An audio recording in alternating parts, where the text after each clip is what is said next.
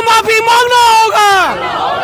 अगर सवाल पूछना गुनाह है तो हम पत्रकार क्या करेंगे? सारे लोग के सामने हुआ है, उसके बाद भी इनको एफआईआर दर्ज करने में इसका मतलब है कि वो मंत्री की तरफदारी कर रहे हैं। जो भी हमला किया है उसकी अविलंब गिरफ्तारी हो और मंत्री इरफान अंसारी पूरे मीडिया कर्मियों से माफी मांगे।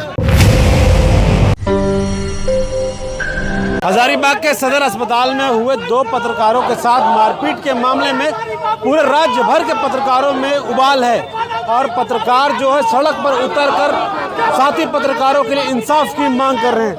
ये हजारीबाग का दृश्य आपको आज नजर आ रहा है।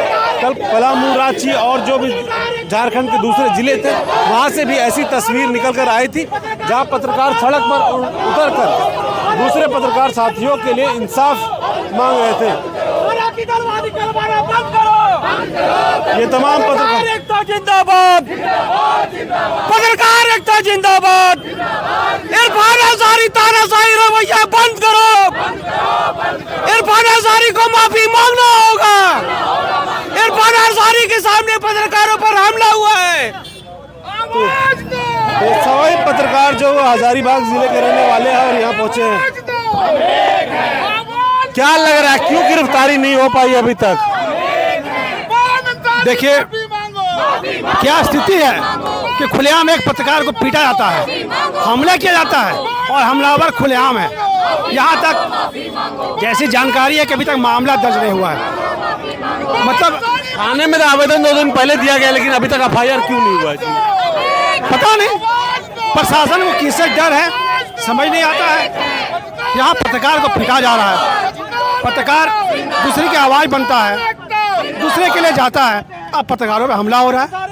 समझ नहीं आता है कि राज्य का विधि व्यवस्था क्या है। और वैसे जो हमला करते हैं, घटना को अंजाम देते हैं, वो अभी खुलेआम घूम रहे हैं। और सबसे बड़ी बात, ये सारा मामला स्वास्थ्य मंत्री के नज़रों के सामने होता है। जिला प्रशासन के पदाधिकारी वहाँ मौजूद हैं। स्वास्थ्य मंत्री के सामने होने के बाद भी कुछ पत्रकारों को मॉब लिंचिंग करने का प्रयास किया गया उनकी आंखों के सामने, और स्वास्थ्य मंत्री वहां से वीडियो में साफ दिख रहा है कि वहां से उठकर वो चले जाते हैं। यही था ना मामला? एकदम अगर बीच में एक ही मांग है कि जो भी हमला किया है उसकी अविलंब गिरफ्तारी हो और मंत्री इरफान अंसारी पूरे मीडिया कर्मियों से माफी मांगे, बस। लगातार जो है पत्रकार और सड़क पर उतरे हैं, मांगने की बात कर रहे हैं। हजारीबाग प्रेस क्लब के अध्यक्ष हैं हमारे साथ मुरारी जी। क्या लग रहा है, क्यों अभी तक गिरफ्तारी नहीं हो पा रही है? पुलिस मंत्री की तरफदारी में लग गया है, इसीलिए आवेदन के आज 3रा दिन है, अभी तक एफआईआर दर्ज नहीं हुआ। वो जांच की प्रक्रिया, पता नहीं कौन सी जांच की प्रक्रिया पूरी कर रहे हैं। हम साथी जो वहाँ मौजूद थे उनसे भी कोई एफआईआर लिखने के लिए भी जांच की प्रक्रिया पूरी करनी पड़ेगी। हाँ, उनका एक प्रावधान है कि अगर मामला बहुत हिनियस नहीं हो तो जांच पड़ताल कर किया जाए। तो ऐसे मामले में जब जग जाहिर है, सारे लोग के सामने हुआ है, उसके बाद भी इनको एफआईआर दर्ज करने में इसका मतलब है कि वो मंत्री की तरफदारी कर रहे हैं। अरे अगर बीच बचाव करने कोई नहीं जाता तो वहाँ पे मॉब लिंचिंग हो। बिल्कुल बीच बचाव नहीं करना जाता तो उस आदमी की, उस रिपोर्टर की मौत हो जाती। चूंकि वो मॉब था, मॉब किसी का नहीं होता है, वो मॉब मार देता, बचाया गया। उसके बाद पुलिस पहुंची है और पुलिस के लोग वहां मौजूद थे, उसके बाद भी इन लोगों को जांच पड़ताल की जरूरत पड़ रही है एक एफआईआर दर्ज करने में। इस मामले में इरफान अंसारी जी का एक बयान ये भी आया कि पत्रकारों का घर उनसे चलता है। तो कौन से पत्रकार हैं जिनका घर चला रहे इरफान अंसारी? हो सकता है कि कुछ पत्रकार उनके होंगे जिनको वो पैसा वैसा देते होंगे, तो उसी के लिए वो कह रहे हैं। हाँ, ये मैं मानता हूँ कि उनके रील मीडिया में खूब चलते हैं, उनकी बेवकूफ़ियों के, उनकी गलत बयानी का, उनकी मतलब जो उलूल जुलूल हरकतों का रील मीडिया में जरूर चलता है और उसको खूब टीआरपी भी मिलती है। तो ये पत्रकार हैं हजारीबाग जिले के, लगातार ऐसी तस्वीरें पूरे झारखंड भर से आपको नजर आ रही होगी और जो है मांग कर रहे हैं। क्या है आप लोगों की मांग? हम परसों दिन जो घटना सदर हॉस्पिटल में घटी है उसका हम लोग कड़ा विरोध करते हैं, क्योंकि जिला प्रशासन और मंत्री के बीच ये घटना घटी है और हम लोग का बड़ा अफसोस है कि उतने पदाधिकारियों के बीच रहते हुए भी पत्रकारों को पर हाथ चलाया गया कुछ असामाजिक तत्वों के द्वारा पीटा गया, ये बड़ा दुर्भाग्य की बात है कि जिस पर हम लोग बात तो ये भी आई ना कि वो जो पत्रकार जो को मारने में जो लोग संलिप्त थे वो मंत्री जी के साथ आए थे, उनके समर्थक थे, और सवाल पूछने पर किसी 2 पत्रकार को मारपीट किया गया। अब सवाल पूछना भी हम लोग का गुनाह हो गया है।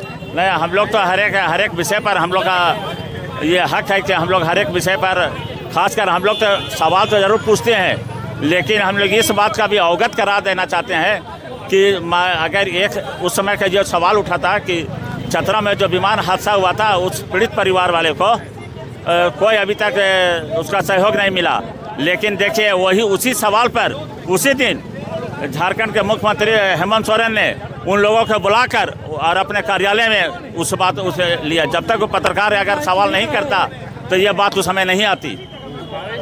पत्रकार जो लगातार समाज का आईना बने रहते हैं, सरकार तक उनकी बात पहुंचाते हैं, उन्हें इस तरह से मॉब के माध्यम से मारपीट उनके साथ की जाएगी तो कैसे काम करेंगे हम लोग? नहीं, ये हम तो यही कहेंगे कि ये तो दुर्भाग्य है जिला प्रशासन का कि उन लोग के समक्ष पत्रकारों को पीटा गया।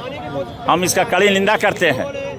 हाँ। निंदा करने से हो जाएगा, माफी मंगवाने से हो जाएगा? नहीं, हम तो यही कहेंगे कि भविष्य में इस तरह की घटना ना घटे, हम तो यही अपेक्षा करेंगे।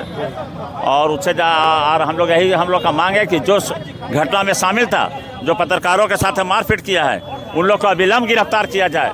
जबकि उसका वीडियो फुटेज भी है, उसमें एक लाल कपड़ा वाला गंजी वाला लड़के पर हाथ चला रहा है, उसको तो अविलंब गिरफ्तार हो जाना चाहिए था, लेकिन ये दुर्भाग्य है कि अभी तक गिरफ्तार नहीं हुआ। तो तमाम जो है लोग हैं जुटे हुए हैं और पूरी तस्वीरें ऐसी ही तस्वीर पूरे झारखंड भर से आपको नजर आ रही होगी कि तमाम जो झारखंड के पत्रकार हैं वो सड़क पर उतरे हैं और अपने लिए इंसाफ मांग रहे। जो पत्रकार दूसरे के लिए इंसाफ मांगा करते हैं, उनके मुद्दे को उठाते हैं, उनके मुद्दों को हाईलाइट करते, सरकार तक रखते हैं, वो अपनी बात रखने के लिए उन्हें सड़क पर आना पड़ रहा है। कितना दुर्भाग्यपूर्ण आपको नजर आ रही है? देखिए, एक पत्रकार समाज के अंतिम व्यक्ति से लेकर समाज के सबसे ऊपर में बैठे लोगों तक के बीच का सामंजस्य स्थापित करने वाले व्यक्ति का नाम पत्रकार होता है, जो मंत्रियों से, पदाधिकारियों से उस समाज के अंतिम व्यक्ति तक का सवाल ले करके उन तक पहुंचाता, उनकी पीड़ा को पहुंचाता है। और अगर सवाल पूछना गुनाह है तो हम पत्रकार क्या करेंगे? क्योंकि हम सवाल उस समाज के अंतिम व्यक्ति, उस पीड़ित व्यक्ति के लिए सवाल पूछते हैं और उस सवाल पे हमें मार हो। हम जब घर से निकलते हैं तो कहीं ना कहीं ये सोच के निकलते हैं कि कोई समस्या है, उसका समाधान हो सकता है हमारे माध्यम से हो, तो हम वो काम लेके चलते हैं। ये तो बहुत ही घृणित कार्य किया गया है और इस पर कार्रवाई होनी चाहिए।